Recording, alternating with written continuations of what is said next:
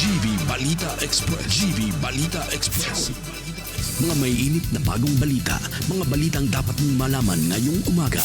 GV Balita Express. GV Balita Express. Mga balitang kinalap ng buong puwersa ng GV 99.9 Batangas. GV Balita Express. GV Balita Express.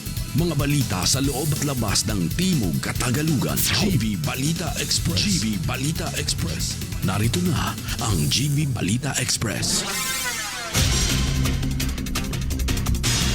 Magandang umaga mga ka-vibes. Kayo ay nakatutok sa GV Balita Express sa programang Good Vibes Morning. Kasama niyo po ang inyong lingkod, DJ Frankie, at kasama rin natin sa kabilang linya, DJ Joey Boy, keeping us GV informed, GV aware, and GV updated. Muli ito po ang GV Balita Express. oras natin ngayon, 7:08 AM on the clock, Philippine Standard Time, hatid sa atin ng RightMed. Dahil gusto ng RightMed na gumaling kayo. At para sa ating headlines, balita. Estados Unidos at Iran bigong magkasundo sa peace talks sa Pakistan. Rollback sa langis, hindi agad magpapababa ng presyo ng pagkain. At presyo ng langis malabong bumalik sa 60 pesos kada litro. At panukala hingil sa pangangalaga sa ngipin inihain sa Kongreso. Para sa ating detalye ng balita, Estados Unidos at Iran bigong magkasundo sa peace talks sa Pakistan. Ang iba pang detalye ng balita, ulat ni DJ Joey Boy. GV Balita Express. DJ Frankie, bigong magkasundo nga ang Estados Unidos at Iran sa kanilang sa Islamabad, Pakistan kahapon yan, Abril 12 para wakasan ang kanilang digmaan. Dahil dito isang oras na talakayan sa kabila ng umiiral na tigil-kutukan, ngunit nauwi sa kabiguan matapos ang matinding hidwaan ng dalawang panig. Ayon sa ulat, hindi natuloy ang kasunduan dahil sa pagtutol ng Iran sa ilang kondisyon ng Estados Unidos, kasama na ang isyong nuklear, habang nagpapatuloy ang sisihan sa magkabilang panig sa gitna ng kawalang tiwala. Samantala matapos ang walang nangyaring pag-uusap, umalis na ang mga delegasyon mula sa Estados Unidos at Iran patungo sa kani-kanilang mga bansa. Para sa GV Balita Express, ito si DJ Joey Boy sa GV 99.9, your good vibes. Rollback sa langis, hindi agad magpapababa ng presyo ng pagkain. Ang iba pang detalye ng balita. GV Balita Express. Kahit inaasahan ang rollback ng presyo sa langis sa susunod na linggo, sinabi ng Department of Agriculture na malabong agad itong magdudulot ng pagbaba sa presyo ng pagkain. Ayon kay DA Assistant Secretary Arnel de Mesa, makakatulong ang rollback upang mapigilan ang patuloy na pagtaas ng presyo, ngunit hindi ito sapat para magdulot ng malaking pagbaba. Dagdag niya, hindi na rin inaasahang aabot sa 589 pesos kada kilo ang presyo, taliwas mula sa naunang projection. Ipinaliwanag din na sapat ang supply sa kasalukuyan, lalo na't maraming imported na stock at puno ang mga cold storage facilities, kaya hindi nakikitang tataas pa ang ng husto ang mga presyo nito. Samantala, iginiit ng mga magtitinda kung maliit lamang ang rollback sa langis, halos wala rin itong magiging epekto sa presyo ng mga karne sa retail market. Para sa GV Balita Express, ako po si DJ Frankie sa GV 99.9, your good vibes. At presyo ng langis malabong bumalik sa 60 pesos kada kilo. Ang ating detalye ng balita hatid sa atin ni DJ Joey Boy. GV Balita Express. DJ Frankie, malabo o hindi na inaasahang bababa muli sa 60 pesos kada litro ang presyo ng mga produktong petrolyo sa bansa dahil sa pinsalang dulot ng sigalot sa gitnang silangan. Ayon kay Department of Energy Secretary Sharon Garin, nananatiling hindi tiyak ang sitwasyon at maaaring matagalan ang pagkukumpuni ng mga pasilidad ng langis kahit pa humupa ang tensyon. Dagdag pa rito, ang pagkaantala sa pagdaan ng mga oil shipment sa Strait of Hormuz ay nagdulot ng sunod-sunod na pagtaas ng presyo ng gasolina at diesel sa mga nakaraang linggo. Gayunpaman, inaasahan ngayong linggo ang unang rollback mula nang magsimula ang tensyon kung saan posibleng bumaba ang diesel ng hanggang 10 piso at 80 sentimos kada litro at gasolina na hanggang 1.50 pesos kada litro. Ito ay kasunod ng 2 linggong tigil putukan na napagkasunduan ng Estados Unidos at Iran. Samantala, inanunsyo naman ni Pangulong Ferdinand Marcos Jr. na ang 10 piso kada litrong subsidiya sa fuel para sa mga pampasaherong sasakyan na may limit na 150 liters kada linggo sa loob ng 3 buwan at una namang ipatutupad ito sa Metro Manila. Para sa GV Balita Express, ito si DJ Joey Boy sa GV 99.9, Your Good Vibes. Panukala hingil sa pangangalaga sa ngipin, inihain sa Kongreso. Ang detalye ng balita. GV Balita Express. Inihain sa Kongreso ang House Bill number 4691 na kilala bilang Oral Healthcare Act upang mas maging magaan at mas madaling makuha ang serbisyong dental sa buong bansa. Ayon sa panukala, isasagawa ang National Oral Health Program na magpapalawak ng access sa mga serbisyong dental, partikular na sa mga lugar na may kakulangan sa mga dentista. Ang layunin na ito ay bawasan ang mga gastos ng mga pamilya at maiwasan ang mga seryosong komplikasyon sa kalusugan na nagmumula dito dahil sa hindi ito pinapahalagahan.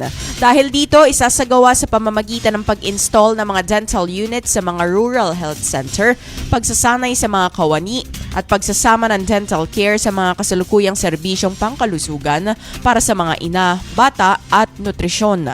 Samantala, inaatasan din ang mga lokal na gobyerno na maglunsad ng sariling mga programa sa mga kalusugan ng bibig at tiyakin ang pagsunod sa pamantayan habang pinalalakas ng kagawaran ng kalusugan ang suporta o Oral Health Bureau at naglalaan ng mas malaking pondo at incentives para sa mga dentista. Para sa GV Balita Express, ako po si DJ Frankie sa GV 99.9, Your Good Vibes. At pagpaslang sa isang 39 years old na VA, 3 suspect nasa kote sa Batangas. Para sa detalye ng balita, DJ Joey Boy, ibalita mo. GV Balita Express. Naaresto ang 3 sospek sa magkakahiwalay na operasyon sa Padre Garcia at Rosario, Batangas, kaugnay ng malaghim na sinapit ng isang 39 anyos na lalaki na nagtatrabaho bilang virtual assistant. Batay sa ulat ng Regional Police Office Calabarzon, isang sospek ang nadakip sa barangay Namunga, habang ang 2 pa ay nahuli naman sa barangay Maugat West. Ayon sa pamilya ng biktima, labis ang kanilang dalamhati sa nangyari, isang trahedyang nagdulot ng matinding lungkot at sakit sa pagkawala ng isang inosenteng buhay. Para sa GV Balita Express, ito si DJ Joey Boy sa GV 99.9, Your Good Vibes. At livelihood centers sa Batangas na nanatiling abandonado.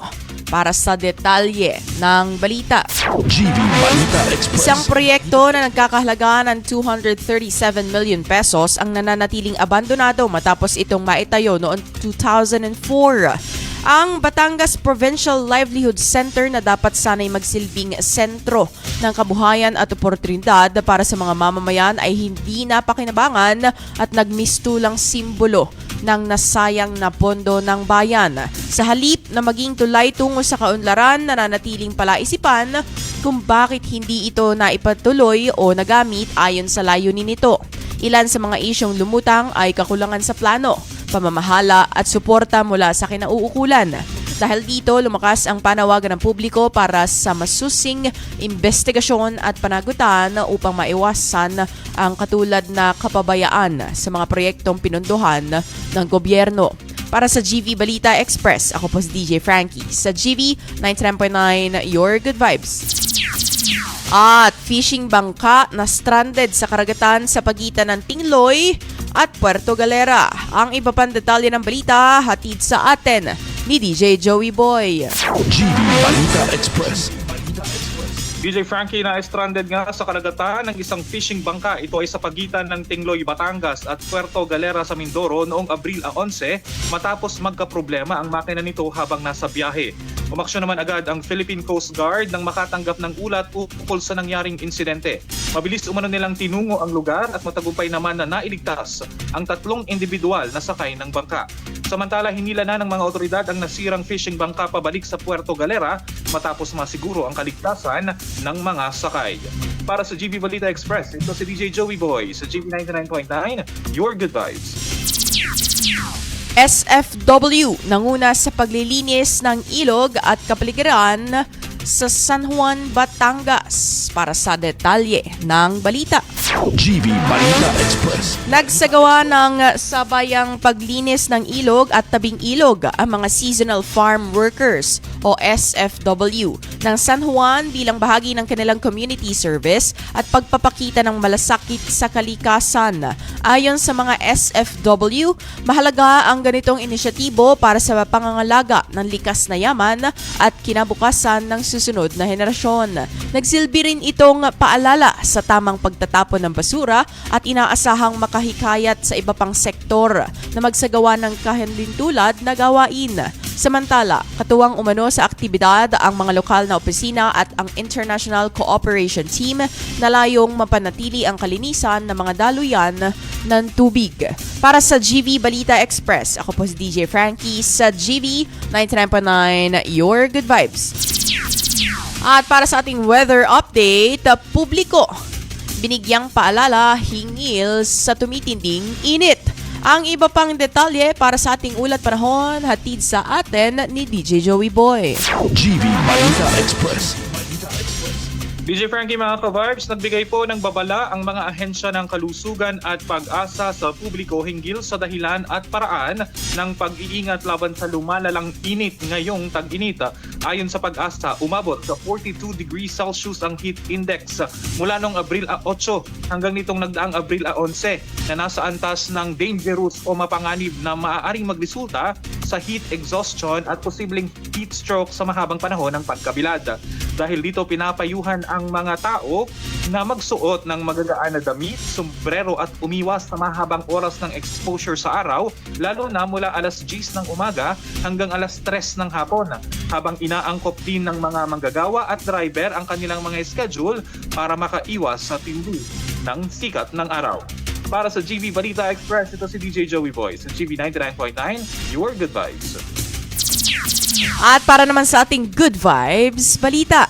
Libreng sakay sa Lipa City ilulunsad ngayong araw. At ang iba pang detalye ng balita. GV Balita Express. Inanunsyo ng lokal na pamahalaan ng Lipa City na ngayong araw, April 13, 2026, ilulunsad ang libreng sakay sa Lipa. Ayon sa pahayag, magkakaroon ng mga nakatalang pick-up at drop-off points para sa mga programa upang mas mapadali ang pagsakay ng mga pasahero. Layunin umano ng programang ito na makatulong sa mga residente sa kanilang araw-araw na biyahe. Ang nasabing mga pick-up at drop-off points ay ang mga sumusunod mula sa Big Ben Complex papuntang SM City Lipa, mula sa Lipa Palengke to SM City Lipa, at sa Old City Hall to New City Hall, vice versa. Samantala, ang libreng sakay ay magiging available tuwing Lunes hanggang Biyernes. Para sa GV Balita Express, ako po si DJ Frankie sa GV 99.9, Your Good Vibes. At yan ang kabuuan ng ating balita, 7:20 AM on the clock Philippine Standard Time, hatid sa atin ng Lipa Medics Medical Center. Manatiling nakatutok sa the most influential Good Vibes radio station. My name is DJ Frankie at kasama natin on the line DJ Joey Boy, keeping us GV informed, GV aware, and GV updated. Muli, ito po ang GV 99.9, Your Good Vibes. GV Balita Express. GV Balita Express. Mga may init na bagong balita. Mga balitang dapat mong malaman ngayong umaga. GV Balita Express. GV Balita Express. Mga balitang kinalap ng buong puwersa ng GV 99.9 Batangas. GV Balita Express. GV Balita Express. Mga balita sa loob at labas ng Timog Katagalugan. GV Balita Express. GV Balita Express. GV Balita Express. GV 99.9 gives you your news. Keeps you informed and updated. Plays your kind of music. Your beat, your groove. GV 99.9 gives you the good vibes.